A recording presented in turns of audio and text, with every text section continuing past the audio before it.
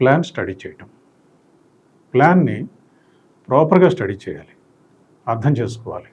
ఈ అర్థం చేసుకున్న దాన్ని మనం సైట్లో వర్కర్స్కి డిఫరెంట్ స్టేజెస్లో వాళ్ళకి అర్థం కాని విషయాలు మనం ఎక్స్ప్లెయిన్ చేయవలసి ఉంటుంది.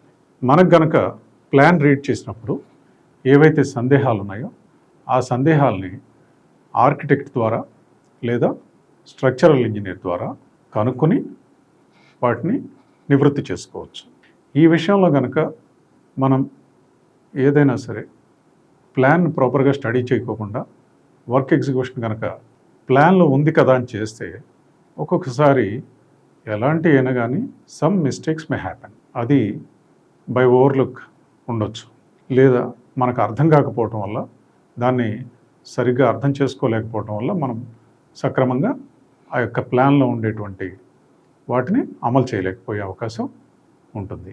ఈ విషయాన్ని కూడా చాలా జాగ్రత్తగా గుర్తుంచుకోవాలి. ఇలాంటివి ముఖ్యంగా రీఎన్ఫోర్స్మెంట్ విషయంలో జరిగే అవకాశం ఉంటుంది. Reinforcement drawing, structural drawing. ఈ స్ట్రక్చరల్ డ్రాయింగ్ని పూర్తిగా స్టడీ చేయాలి.